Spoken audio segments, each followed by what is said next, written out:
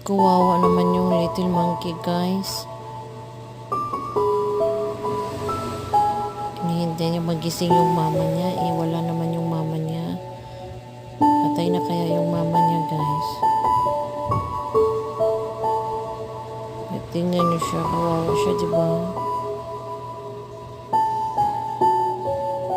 Akala niya kasi natutulog lang yung mama niya. Hindi naman pala. Kawawa naman ang monkey, oy.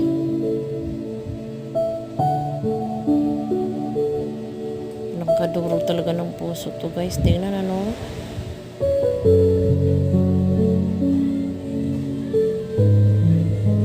Grabe.